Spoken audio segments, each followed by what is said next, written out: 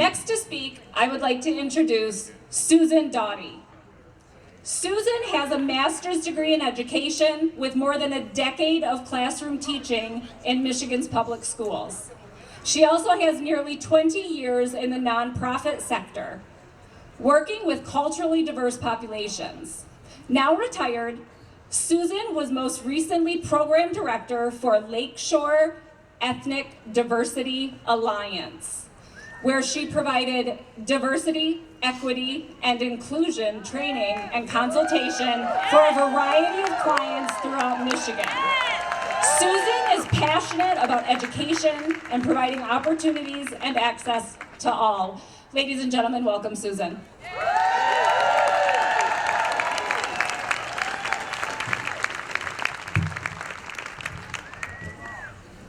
It is so great to see all of you who are showing up. As a retired teacher and DEI consultant and trainer, I am sad and outraged at the way our democracy is under attack by the very people who should be protecting it. And public education is one of their targets. Trump and those who support eliminating the Department of Education want to give responsibilities to the states, move some programs to other federal agencies, and eliminate other programs.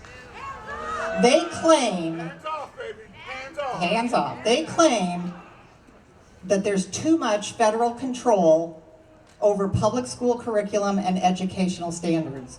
But in reality, there is no national curriculum and no federal standards for what kids learn in schools. That's already up to individual states. But shifting programs to already stressed agencies may weaken them and leave them vulnerable to defunding. And already burdened state and local districts who receive an average of about 20% of their funding from the federal government, they will have trouble taking on more work. The problem is not that there's too much federal control, it's that there's not enough support for state and local school districts. Trump wants to abolish the Department of Education, not because it's failed or is government overreach, but because it does things that his regime doesn't like. It protects marginalized kids. It enforces civil rights for everyone. It spends money on those things, and it holds people accountable.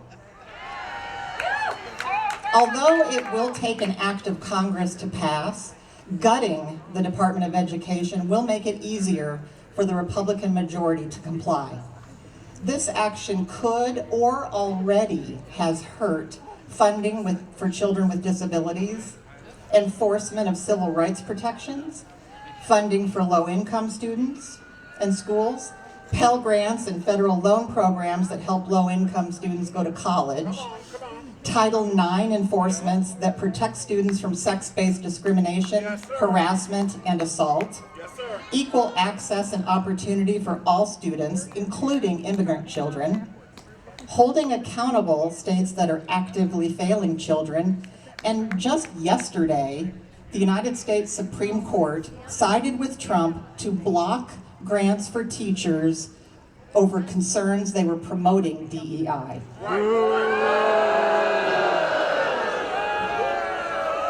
This isn't about shrinking government.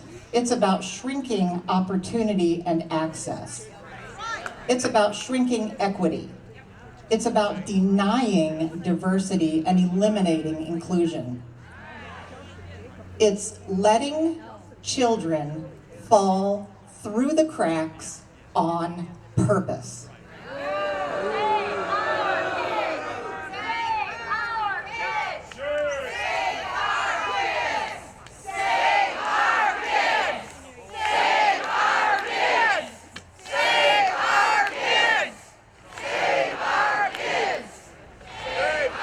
And the executive order to terminate all DEI programming and language from federal agencies or those receiving federal money, including public schools, negatively affects everyone. Those making the most noise against DEI might not know and likely don't care what DEI stands for. It's just one of their latest buzzwords to rile supporters.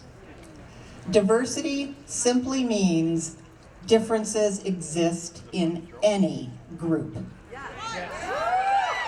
Race and ethnicity are where the greatest injustices are, but diversity is also ability status, age, gender identity and gender expression, sexual orientation, socioeconomic status, national origin and language, religion, and that's just to name a few. Equity means opportunity and access are available to all people in all groups, even if tools to help them succeed and overcome biases in the system are necessary. Inclusion means everyone is welcome, has a voice, is listened to, and feels that they are being heard and that they belong. Everyone belongs. There's a lot of evidence that DEI in schools results in greater student and staff engagement, increased enrollment, higher academic achievement, more parent involvement, greater graduation rates from high school and college, which leads to higher income attainment, and more. And there is no evidence that DEI in schools harms anyone. So DEI is for everyone. It helps everyone. DEI helps everyone. Martin Luther King Jr. said, "Nothing in the world is more dangerous than sincere ignorance and conscientious stupidity." It's easy to be swamped by this administration's daily torrent of the sincerely ignorant executive orders and conscientiously stupid actions that minimize or erase entire groups of people. The president and his goons want us to be afraid and paralyzed by our fear. But by choosing something you care about, like education or DEI, you'll feel less stressed and be more effective. Let's keep mobilizing peacefully, speaking out, signing petitions, repeatedly contacting our representatives, paying attention to where we spend our money, registering to vote, and voting. Even if that process becomes harder. We need to say over and over, louder and louder, hands off public schools, DEI, and more.